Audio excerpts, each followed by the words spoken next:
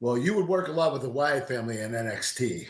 What can you tell us about Bray Wyatt and Brody Lee, the men and the wrestlers? Man, you would be hard pressed to find two better dudes in the business, in the world. Brody, I knew when he was sort of breaking in the Buffalo area. I think he's from Rochester originally, and I would do independent shows and run into him all the time. And he was just always so happy-go-lucky. And to look at him and then to know him, I mean, Kurt, you got to know him a little bit, right? Yeah, I know. Yeah, when you look at him, you think, oh my God, this hillbilly is going to attack me. He's this psychopath. And then you get to talk to him and you realize he was the most down-to-earth, normal, just sort of nerdy guy. I mean, we just would laugh and joke. And we had these running gags in developmental where I would just try to, I would up my level of misery. I would be like, hey, Brody, what are the odds you take that weight rack over there and you just tip it over and I get a couple weeks off? And he'd go, no, I'm absolutely like, he didn't find the humor in it. It was gallows humor.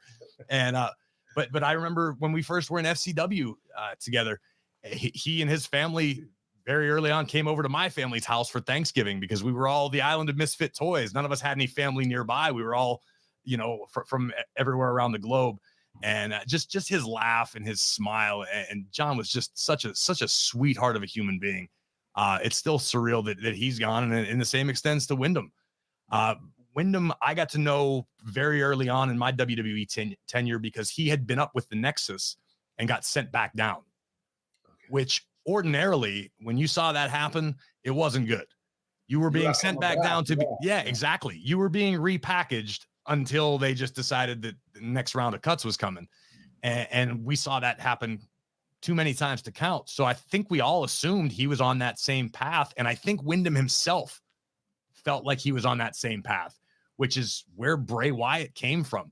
And again, just like Brody, when you know Wyndham, the loudmouth, hilarious, Florida boy who just wants to hang out. We used to joke about how he and his brother were like the Dukes of Hazzard in real life. When Wyndham and Taylor were together, and you wanted to be at that party or wherever they were going after the show, that's where you wanted to be, just because the vibe and the energy and the laughter was just constant with both of those guys. And then I remember being in the promo class the very first time Wyndham unveiled Bray, and you could have heard a pin drop. We all sat there and sort of looked at each other, and everyone was watching Dusty.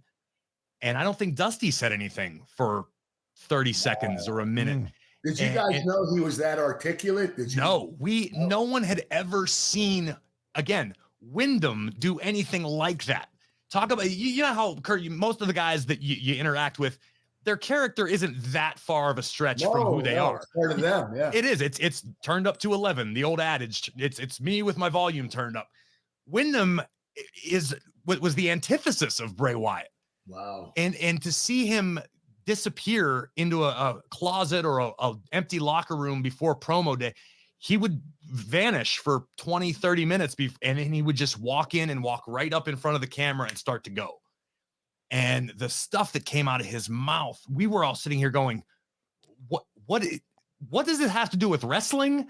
What is happening right now? Like, it was just so amazing and captivating that none of us understood what the hell he was talking about, but we didn't want him to stop speaking because whenever he was just great, but you don't know what he's talking about.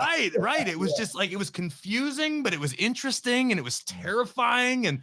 And the way he just became Bray Wyatt, and just as fast as he would become Bray Wyatt, if you'd see him outside of the ring, baby boy, give me a big hug. And he did the brother handshake. He loved all that, man. He was the absolute best and so much fun to work with. Did you ever get to get in the ring with him, Kurt? No, unfortunately I didn't. I would have loved to, though. For a dude as big as he was, he moved like a cat. Oh my God. He does that cross body where he runs at you. Oh yeah. And my God, it was maybe the scariest thing I ever encountered in a ring. I'm laying there going, oh no, I'm okay. I'm good. Wow. Okay. But yeah, he was second to none, man. Just a world-class human being. We'll miss him forever. And so creative.